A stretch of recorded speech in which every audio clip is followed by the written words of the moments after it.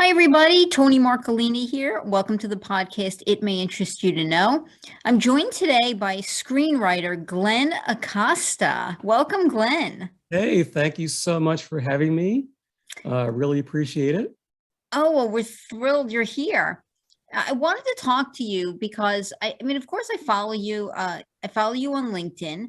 I've kind of had my eye on your career for a little bit now, and I thought you come at life from a very interesting perspective, right? You're interested in all different stories, especially, and we're going to get into what's on your palette right now. There's a whole bunch of projects that you're in the middle of, but there was so many stories that I thought ran the spectrum, of you're not just telling emotional stories or action stories. I mean, you're kind of have your hand in a lot of different types of stories, and you seem very observational to me about life. And I thought, boy, he's going to be interesting to talk to about creativity.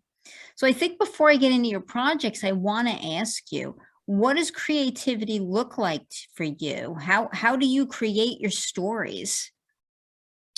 Most of the time is kind of being in a place or in a moment and something happens. Like, for example, one summer I was up in upstate New York, near Lake Placid, a place called Chateauguay Lake. And there was this big lightning storm that occurred, and you can see the lightning, striking the lake almost like tentacles. And so when I was standing there looking at it, and I should have been inside, but nonetheless, I was outside, and so it occurred to me, what if I was struck, and all of a sudden I got a glimpse into the future, and it was something dark that occurred in the future, and all of a sudden I come out of it, and I'm going, okay, how do I prevent it from happening? So that's one example of being in the moment. The other is, so I was at Half Moon Bay one day, and so I walked into this restaurant, which is right next to the ocean. And as I'm walking in, there's this photo of a shipwreck that occurred in Half Moon Bay, and you can see people on the beach. You can see the shipwreck back there, and I was like, wow, that would make like an amazing love story, kind of like heartbreak that occurred, and so when I see things, I kind of absorb them and try to make them into a compelling story. So I try to blend a little bit of sometimes sci-fi, a little bit of action, a little bit of this. I'm not really stuck on one genre. No, you're not. I mean, I was looking because you had one story about a justice, all right, a woman who sits on the court who suffers from, I want to say dementia, or is it Alzheimer's? Alzheimer's, I think. And you also had one like about a paralyzed man, and one, I mean, it was just like all over the place. And some seem to have that action adventure, and some seem to have like these trying to capture these moments of great humanity. And that's kind of what interested me or drew me to you. I said, typically authors and writers stay within their genre, right? They kind of they stay in their lane of what they write. And you seemed very creative to me. It seems like you picked these diverse universes to step into. And I was just curious, like how you created all of that. I mean, some people, I've had people on the podcast tell me, authors, that they meditate and then they sit down at the computer and their fingers just go, right? Like they just get lost in the world. The characters speak to them, and that's how they create. They don't think or plan in advance. I've had some tell me that I go for a run and suddenly I spot somebody on the corner, and something interesting seems to me, and that's my spark. And then I go and I tell that story as to what I think I observed. I've had people tell me I go strictly on my life experiences, but you're so diverse in what you're writing.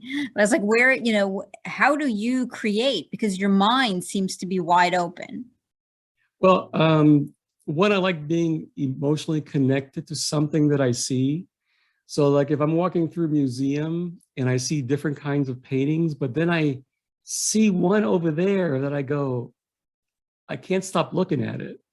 And I'm like, I need to get closer to it and kind of absorb hopefully what the artist is trying to do or say. And then all of a sudden I connect with it, and then I start getting inspired to write about something related to that. So I think it's just, and the place could be completely different and the theme could be completely different. It's just kind of like that emotional connection. And I think part of it is because I have kind of this diverse thinking in my head. I'm trained.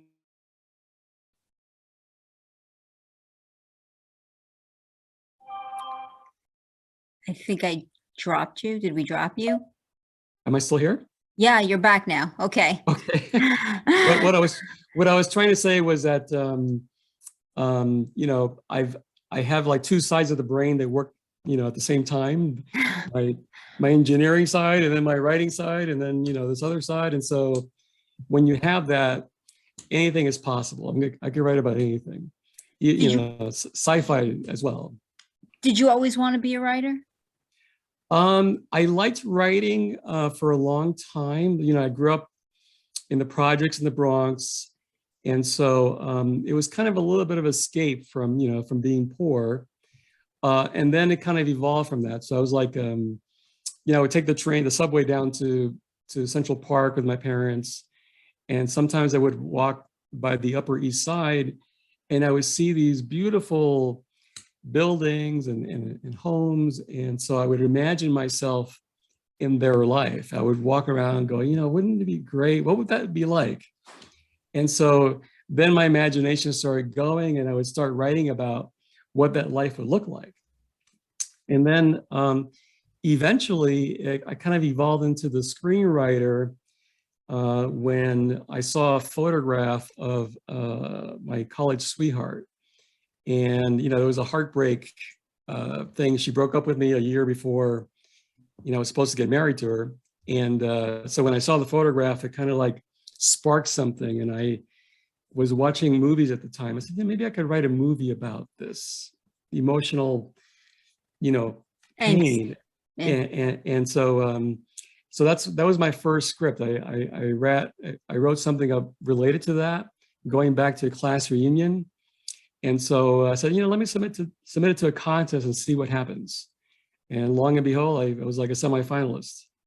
Oh yeah, I mean, you've won. I mean, there's a large list of accolades from several, not only contests, film festivals, and the like that have acknowledged and recognized you. Congratulations. Yeah, thank you, thank you. It's been very elating. I feel like a different person, you know, sometimes. I was like, was that me, really? That guy? Well, and I saw that recently you're pitching a new project. I think there was a picture you had up. Arnold Schwarzenegger, I think, was in the picture. Yeah. So that was a while ago. It was a pilot that I wrote called The Blanked, and it was about a criminal and a victim where their memories get erased and they're kind of reintroduced into society. But then later they meet up by coincidence, not knowing their background, and they become lovers. So before the memories got erased, they were, you know, had this really horrific life together, or short life. And then now they're lovers. And so it's about exploring the question of, is terrible behavior environmental, or is it DNA? Is it in your DNA?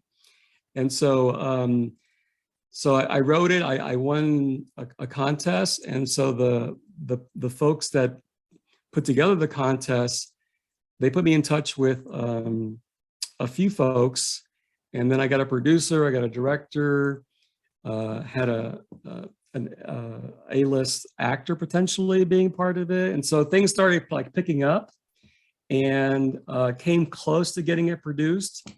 But you know how Hollywood, it's like, you know, it's like a crapshoot, right? You may win, you may not win, you don't know until it's actually being filmed, right? So. Very true. So is it still something that's in your orbit, or have you kind of put it aside? So I put it aside for now. I mean, it was in play for a while. I got an option. They got shopped around. And so I decided, okay, I'm just going to move on and do other things, because sometimes when you go in for a pitch, they're like, I'm not really feeling that. What else do you got? So if you have like this library of things to offer, it makes it a lot better, or improves your chances of actually selling something, getting it produced. Oh, yeah, I agree. Let's talk about Nobodies. Yeah, so So, that was a short film. Someone offered me the opportunity to be a co-producer on it, and it was filmed back east. It had a fairly well-known actor involved, and so I was just part of the team. I mean, I wasn't on the set per se, but I was more a producer type of person on the team. So, now I know which meant giving money and participating a little bit, reading the script and that kind of thing. now is being a producer something that's of interest to you, or do you want to stick to writing only? I would love to, but that requires like leaving your world and doing this thing, entirely, being all in.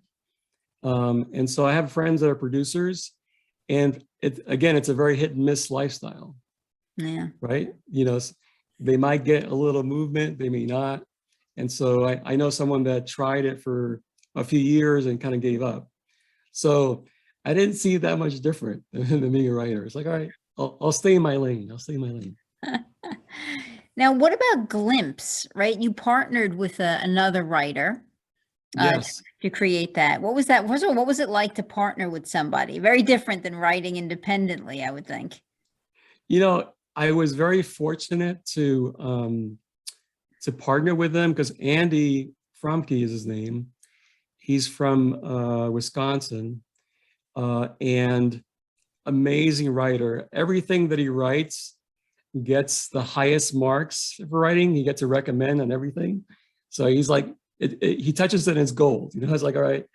So he read my first version of it, and he really liked it. He says, "Oh my gosh, this is really awesome, great concept, whatever." And so, can I help you make the next version, right? And so I said, okay, sure. And I gave him all kinds of freedom. So like 2 months later, he comes back and he says, okay, read it. What'd you think? And I was like, oh my God. And so I shared it with my fellow screenwriters, and they're like, oh my gosh. And so we submitted it to the Awesome Film Festival. So it's one of the biggest, screenwriting contests in the world. Like 7,000 to 9,000 people enter.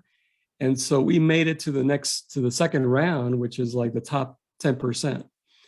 And so he just made things better. And I learned about character development, like these little things that you do in scenes to reveal the character was just awesome. He was just a talented guy. I'm like, all right, I need to be like him. I need to write like him, because he's like a step up. So he became sort of a mentor then. That was a positive experience. He did. And so I learned a lot from that experience. Now, talk to me about the project you have about the justice. Is that still something you're working on? Because I was interested because of the legal connection. Yeah. So I'm still working on a different version of it. So I like the idea, especially since mental illness has been kind of a present day problem. Right. So I thought, what if there was a Supreme Court justice that had a psychotic break, and she's struggling because she doesn't know what's real, or has this, something is going wrong where she can't keep it together, but she has to, because there's this landmark case she wants to be a part of. And she doesn't want to get thrown off the court, even though theoretically you can't. But she's trying to keep it together. And so I thought that would be like a fascinating, story. And so I submitted it to a contest. I had someone review it. They liked the idea, but they wanted me to take a different angle. And so I'm trying to write that different angle. And then there was a second angle. So this is when you get feedback from people. What about focusing on the law clerks? Because I bring in the law clerks for the Supreme Court. Focus on that, because that would make like a fascinating TV series. So I said, all right, let me do this first, and then I'll get to that. Well, sure. I think, yeah, I mean, that does sound like a very interesting story. I think justices, they are appointed for life. Certainly you can impeach, but I can think of maybe one time in history, that's actually happened. So they usually sit until they pass or retire. And I guess having a justice with Alzheimer's or some level of mental illness would be interesting to say the least. I'm sure the script was fascinating. Yeah, it's just there's just a lot of gripping moments, and so I remember getting feedback on one script that said, okay, I don't really know your character. Can you show me who she is?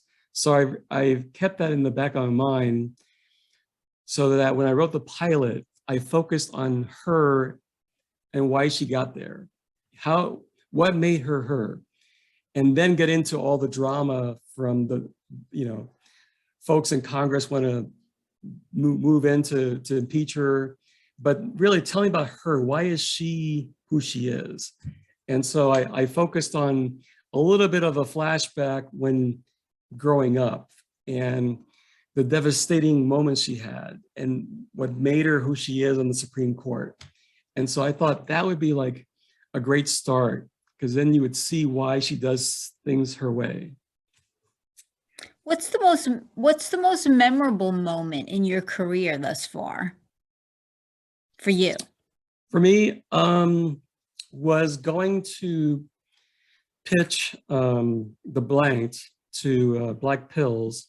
So I drove all the way over to Manhattan Beach, and they have this this house they converted into offices. And so I walked in, and we go upstairs. What used to be the master bedroom, now it's like this conference table, and so I have all the creatives there, executives, and I'm pitching it, and they're like, I really like this, and wow, that's a great idea. And they're like, what else you got too? Because they're like, I want to read all your stuff. So it was like that one moment where I felt like, oh my gosh, the stars aligned, and they're actually like my stuff, and they're interested, and it's like, oh, this is great. So that was like my moment. Even though it didn't get produced in the end, it was like they liked it. It's like great affirmation. Well, I think there's a lot of that, right, in the entertainment field. I think that so many good writers have great ideas. And what explains why one gets produced over the other? I mean, that's just not a mystery I'm capable of unraveling, right? So I guess, there is, where you have an abundance, it's like having a buffet of delicious food and you can only eat so much. And, and they pick certain things, and then some of the other things go unnoticed. But sometimes I think what does get produced doesn't look nearly as good as the ideas I've heard of things that, have not been produced. So I don't even understand the formula necessarily, or the method behind that system. So I think for many writers, it's disheartening. It is. It is. It's like making sausage in Hollywood. You don't know what's going to come out. Or you're eating jambalaya, are you gonna eat chicken, or are you gonna eat this? But it's essentially, leaving it to others to make the decisions, which is hard for a screenwriter, because we want to be there to make it happen, but we don't have the wherewithal to do it, right? Others are going to make that decision for you. Right. It's not the same with almost any other career. Right. Because if you want to be a doctor or a lawyer, you can go to school and learn and get your license. And, even if you couldn't get a job at a law firm or a doctor, another doctor's office. You can hang your own shingle out and start uh, practicing. I mean, at the end of the day, most fields, if you want to be that, you just need to get the training and you can go out into the world and be what you want to be. But with writing, there's a very unique spin to that career, because whether it's books or it's a play for the theater, or it's, you know, for the movie theater, or for it's for the television, all of those things require a rubber stamp from somebody other than you. You know, although I will say that now I think things are far better than they ever were, because there's this unique opportunity called the internet where you can produce and suddenly distribute work independently and do it without approval. But then comes in the interest, you know, where do we get the financing for that? So it does put a bunch of other questions out there. But in theory, you could distribute your own work through so many other methods on the internet. So I do think it's better than it used to be. But still, I feel that because for the most part, to do anything grander scale, you need somebody else's approval. And that can be very Absolutely. heartbreaking. Yeah, absolutely.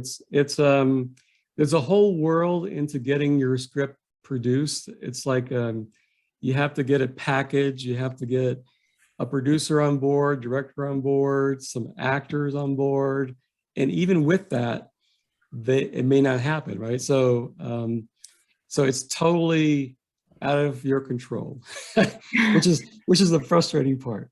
Right, and very different than many other areas. Right? Absolutely. I mean most other careers you can get training and be in that career. And you can have the best script in the world and it'll sit on the shelf for a while. Or I mean, it may sit on the shelf forever, right? Right? So it really is almost like when you walk into the casino and you see photographs of people that won the slot machine. But it's kind of like those odds, you know? So tell me what you're working on now. So right now I'm doing the new version of the Supreme Court Justice. It's called Yeah. Break on Second Street. And Second Street is after the street behind the Supreme Court. And so she has a psychotic break. That's why I call it that. Like, that's why I call it like that. I like that. So, and then the other one is the one about the shipwreck. It's based on a true story. The ship was called the New York. And Really? yes, and it got shipwrecked in Half Moon Bay.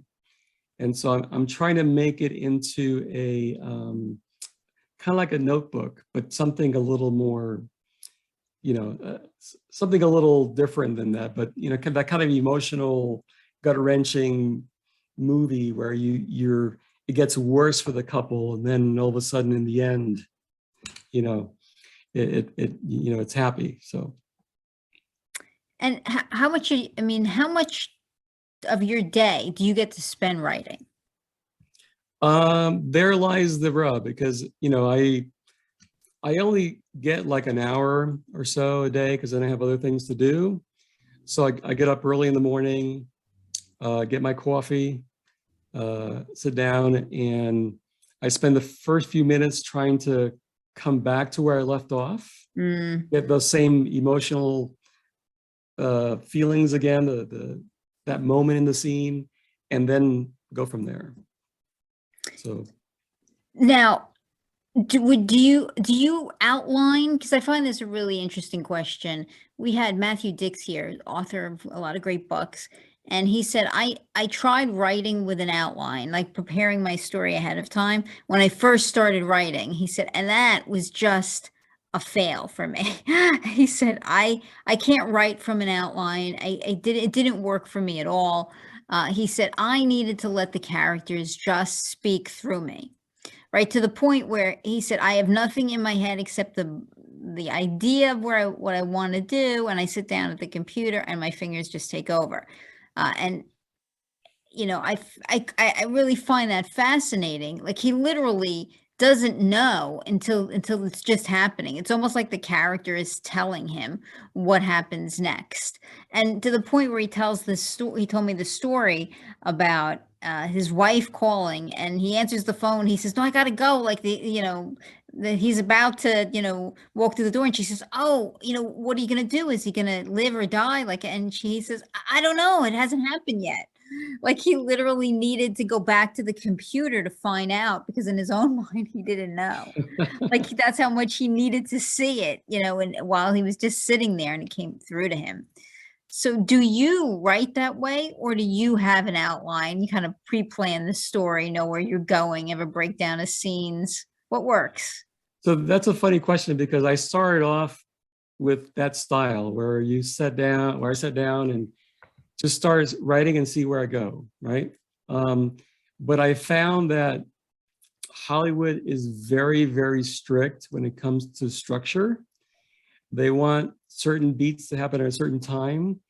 So structure is extremely important, which means it's sort of like an outline. You have to know where things are going to happen at a certain page count and then build on that. So, then think about the characters and why they're motivated to do stuff. Think about the theme, think about the B story. And then the last thing is the dialogue. So you kind of have to follow that if you really want to meet the Hollywood requirements. So yeah, structure is probably the number one thing that's the most important thing in screenwriting. So in theory, I mean, it's much harder between writing a book. I guess maybe you'll have a little more flexibility to be able to do something like that as opposed to writing a movie where you do need to follow some level of structure. So planning is better. Yes, storyboarding and giving the characters a goal. So like if you watch any movie, right, they always have a goal. The obstacles get worse and worse and worse. Punishing things happen to our protagonist. And you're like, oh my gosh. And then you start cheering for him, right? So if you look at Shawshank Redemption, you see the punishing things that happen to Andy Dufresne, right? Right. You're like, please, get him out of there. So there are certain things that have known over time to work. So you need to think about that when you write. What advice would you give a young screenwriter? I mean, is this a career you'd still recommend? What I would say is start off as a hobby until it's not. So I like that. Yeah. So, keep getting better and better as a writer. And then someday that'll be your job. But until then, do something else. And just kind of like, if you like tennis, you're not going to be in the US Open right away, right? So just play tennis, get better and better, and all of a sudden you're in tournaments, right? So same thing. Do you have a lot of input on your scripts? Like, I mean, do you write them and then say to, your friends or somebody's opinion you respect, can you read this? Or do you go straight from you to a pitch meeting? No, it's very important that the script be ready for that. So, and what you have to do is get a coverage for that, which means a professional reader for Hollywood that reads for studios, goes over your script, critiques it, and gives you a grade. So the minimum you need to pitch is consider. The top ranking is recommend. So if you're recommend, you're ready to go. That means it's basically flawless. Consider means it's good. You need a few more tweaks, but it's good. And so it's very important to have a professional reader, critique it, give you a ranking, point out the flaws, and then fix them. And how would the average person just starting out get that level of critique?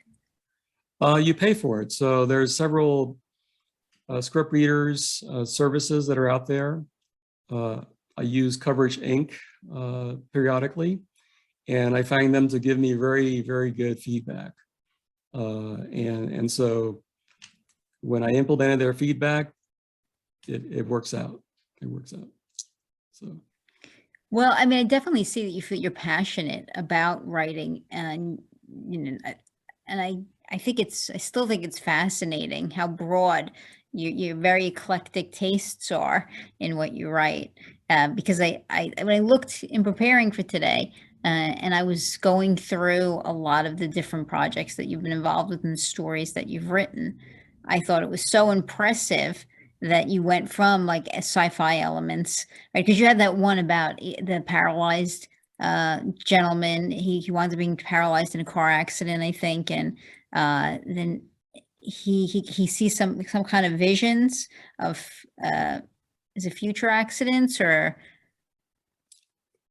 does this sound familiar to you? Yes, it's a TV series called Walker, and Yeah, that's it. it's about a guy that is in a car accident. He loses his wife and daughter, and so but during the accident, or a consequence of it, is that he gets to communicate to people that are near death and are about to die or in a coma or something like that.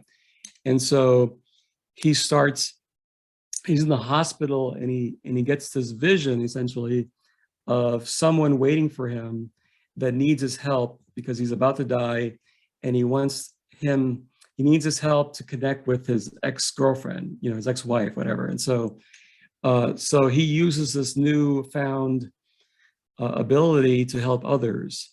And so but in doing so, he heals himself from the trauma of losing his wife and daughter, and becomes a better person, because he was very bitter about what happened. And then my favorite scene is towards the end, because his wife and daughter are in the basement of the hospital, and they're passed away, they're dead. So he goes down there in his wheelchair, he touches them, and he's transported into where they are, this in between place between heaven and earth. And he gets to spend time with them on the beach, watching the sunset before they move on. So, I guess I have to admit I like chick flicks. Well, but yeah, that's a little something for everyone. I mean, Yeah. that's the bridging, between, like I said, something science fiction-y, to something that's emotional and raw and overwhelming feelings coming out. And I think that it really kind of spoke to me that you were able to take a piece of all of that, because you don't usually see that. You usually see sci-fi writers writing, exciting, fancy equipment stories, Right. Right. that are more action adventure in space, or fancy tricks of of how to do stuff. And the emotional ones are usually, the emotional ones. Somebody goes through some tear-jerking experience, and the chick flick genre, as you just referred to it. But you don't usually see them together. And I thought that's so interesting. Like you paired this accomplished woman with Alzheimer's, and then tried to create this story where, not that there's science fiction, but there's just this element of topsy-turvy, what's going to happen, how crazy are things going to get, in her world, with her pairing her extreme responsibility to be doing important things with a failing, sense of, abilities, and trying to pair those two together, and the emotionalness that goes into, of course, anybody who has Alzheimer's and is starting to disappear right before their loved one's very eyes. And I thought, like, pairing all those things together, I think there's some amazing gift that you have there, that you're able to pick, so many different things, and then put them together in such creative stories that nobody else is doing or would think of. Well, thank you. I look back at movies that I really liked and that touched me that way. Like Arrival is a sci-fi, but there's a strong emotional thread throughout that movie. And Somewhere in Time with Christopher Reeves, where he gets transported back in time because he can't stop thinking about the woman in that picture and why she's familiar. And it's because he's been with her before. He doesn't know that. And so, there's a strong human connection, emotional connection in that movie. So I like those kind of films. And so I wanted to be that kind of writer. And it appears you are. I mean, the stories that you're putting together are, Yeah, thank you. Pretty magnificent. Yeah, thanks. So talk to me, about where you're heading now. I mean, what do you see moving forward for your career? I think once I have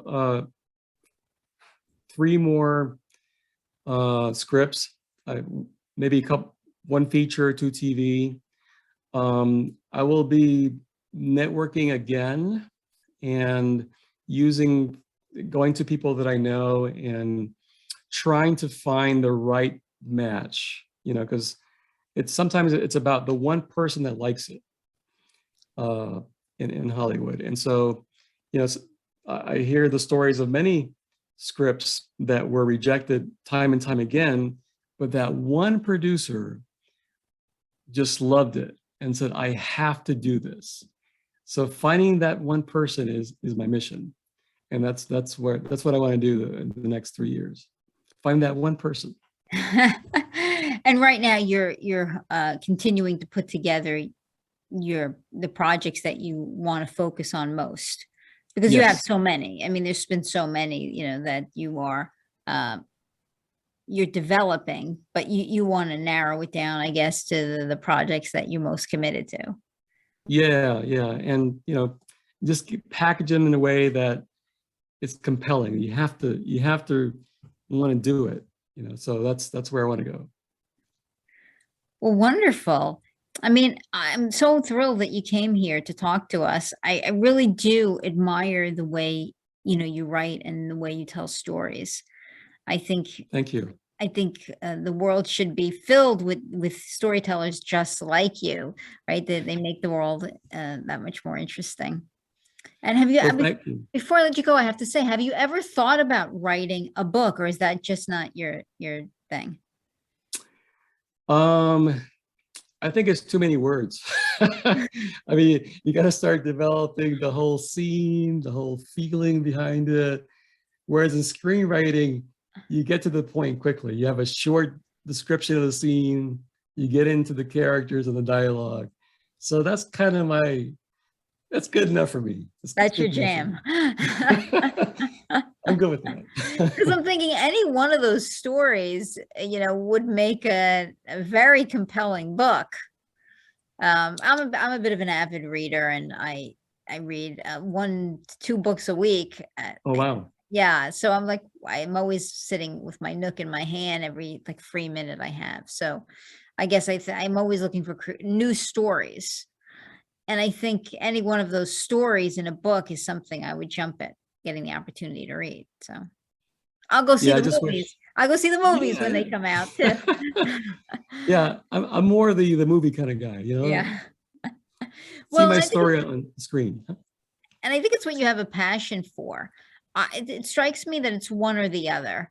Right there, most of the authors I know really enjoy their time behind behind the screen, writing their book. Although they may have editors that edit the work, they are independently creating the story. It sinks or swims with them. Whereas, as I've said before, I think creating things like television and movies very collaborative, totally different.